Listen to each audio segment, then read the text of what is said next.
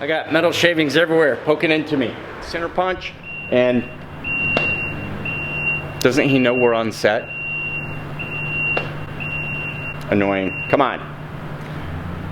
So we'll be able to, the joys of being next to a construction site and a busy road.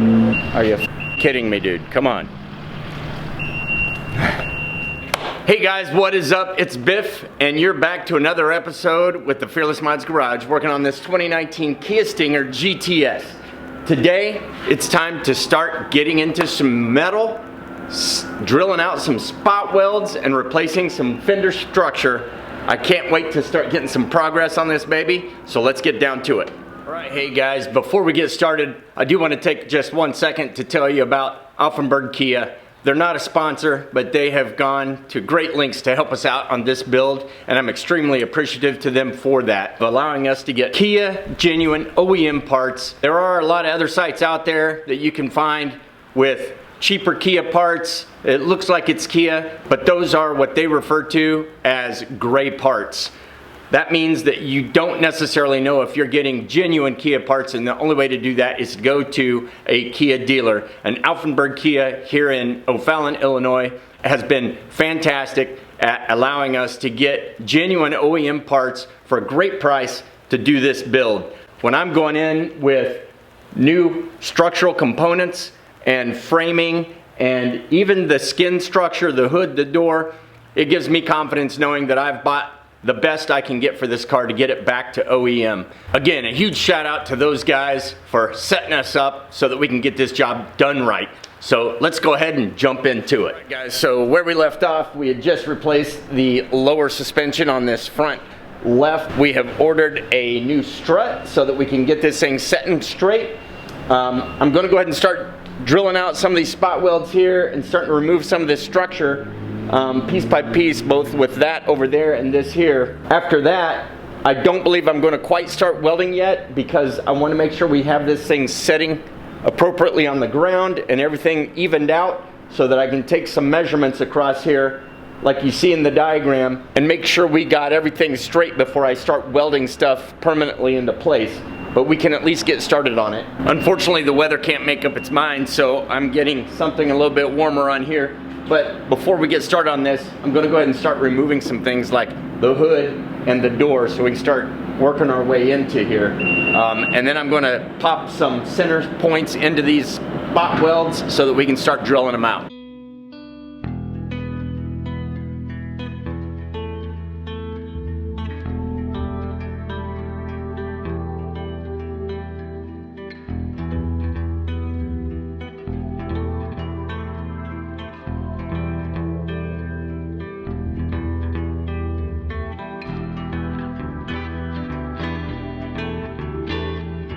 Okay, some of this stuff's a little bit challenging to do as a one-person show, but did manage to get the hood and the door off finally.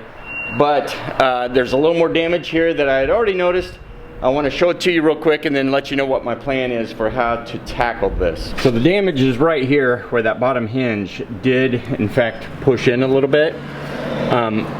It's not horrible, and I think we can kind of massage this out and then fix it with some filler and whatnot. There's just a little bit of a dent in here, and this is depressed in slightly. So my plan is to take the old hinge, I bought new ones, and I'm going to take the old hinge and attach a loop to it so that I can fasten it completely in here solid, and then park the truck out here with a chain on the back of it and a come along and just kind of put it perpendicular to it and pull on it, get a little bit of tension on this, start to get it working out, massage this down with a hammer, get it back into shape, and pull this stuff out to flush, and then we'll be able to just go ahead and go in here with the body filler. Again, we got a little bit of damage right here on the A-pillar, so I was planning on working up into here anyway and then doing a blend up into this.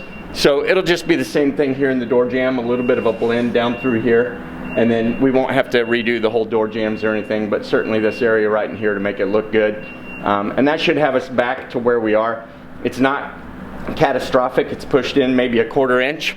So I think by attaching to the bolts behind there, which are attached to the substructure, we'll be able to kind of bring that back out and work it all out to where it should be. And with that, we can now see everything we need to see here to start working our spot welds. Again, nothing back here is going to come out.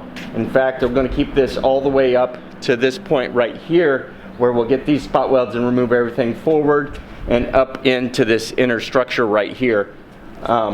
And a couple of these tabs. These 3 tabs here I can take off of the new structure and put on here.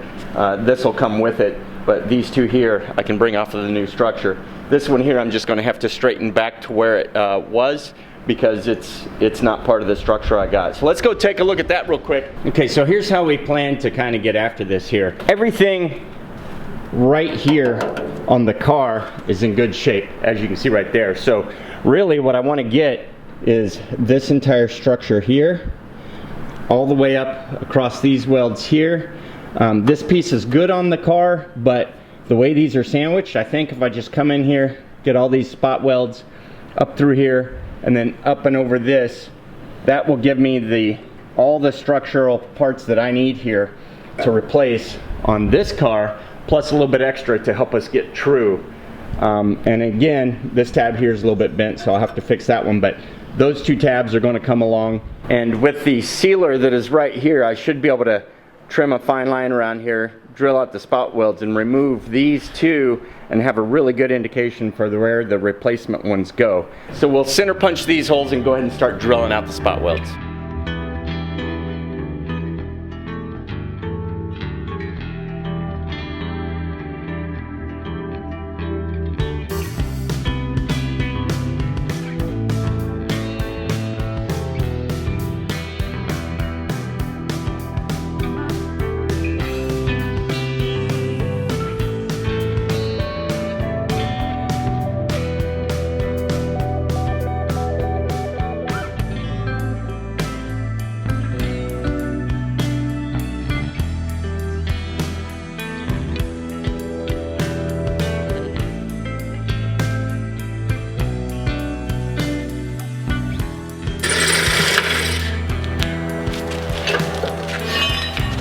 Nothing more satisfying when drilling spot welds than to hear that pop.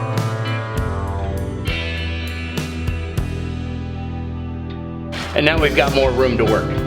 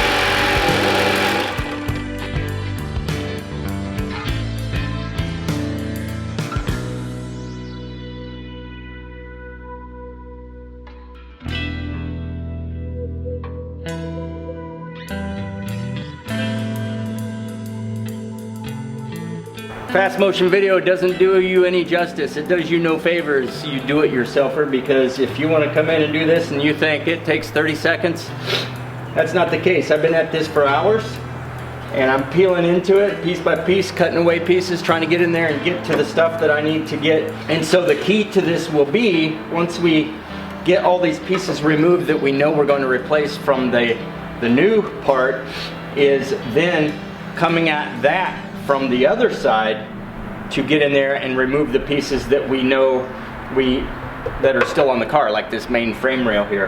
Does that make sense? Probably not. bottom line, anything we destroy on this car, we don't want to destroy on that car, on that part. Anything on this car that isn't destroyed is stuff that we can destroy on that part to try to harvest off this piece in one nice part so that we can just come around here and do the outer spot welds. I'm a little bit concerned about some of these hidden spot welds and how I may or may not be able to get in there to get to those. So I may have to drill some access holes so I can get in there and weld and then cover the access holes, but we'll have to see. Anyway, not done yet. We still got some big pieces to go here. A lot of welds on this part here that we still got to release. This thing here doesn't want to let go, and we got some more drilling to do under here. Just a few more to do under here to then be able to, and about 6 in here, to be able to remove this piece so that the new one can slide up in there. So we're getting close on the disassembly. It's just taking some time. And the hardest one's going to be the inside of this, because there are 6 spot welds in here between the inner frame rail and the radiator.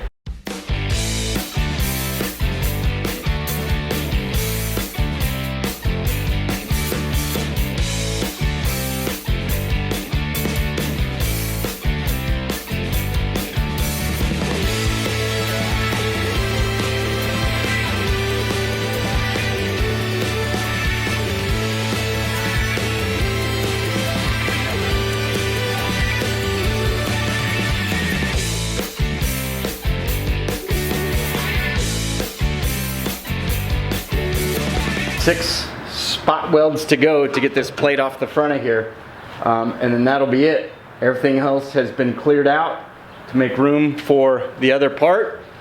It's going to be interesting, and another episode pulling that apart to get it ready for this, but we're getting really close here. It's going to be challenging getting in there and getting those 6 on the inner edge of this. I really hope I can get them from that side. That's where I want to be working to be able to put the other side back on when I weld them in. So that's the right way to get to it. Some of these other ones are going to be challenging to get to. I'm going to have to do some thinking after I pull it apart and see how I can get in there and work those welds. It might just be instead of spot welds, a seam weld around the whole outer edge to give it the strength, but we'll see. Not worried about that yet. First, I want to get these 6 out, get this off, and that'll be it for the sheet metal removal. With the exception of some tabs and stuff like that, but that'll be it for the sheet metal removal.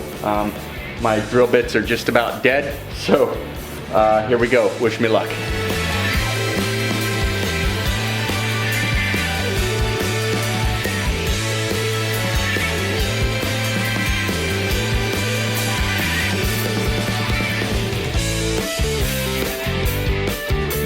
Victory!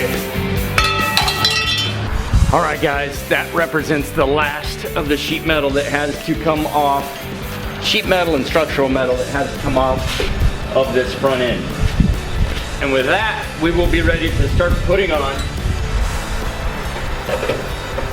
our new hardware. That looks pretty dang sweet, and it feels good to be at that point. That was a long day's work. But look there. The same, but different. So, this is good. We are now to the point where we can start taking apart the new structure and piecing together what we have removed here. Clean it up and get it primered. A little bit of investigation on how exactly I want to go about getting some of those welds done, but we got bolt holes lining up and things like that. So, this is a good start and a great place to go ahead and conclude this video. So realize this is part 1 of the front forward inner frame structure, but it just takes a whole heck of a lot longer than one might believe to be true. But it is true, so stay tuned, come back for part 2. We'll go ahead and piece this thing all together, and then we'll be rocking and rolling. So hopefully we'll have a strut by that time too, and we can go ahead and get everything measured and make sure that we're all straight and start welding some of this in. Pretty exciting stuff. I'm glad to finally be making some progress structurally on this car. Huge steps for the Stinger. Anyway, thanks for watching. I hope you've enjoyed it. Please subscribe, throw me a like, and you know what? Thanks for coming around. We'll catch you again real soon. Take care.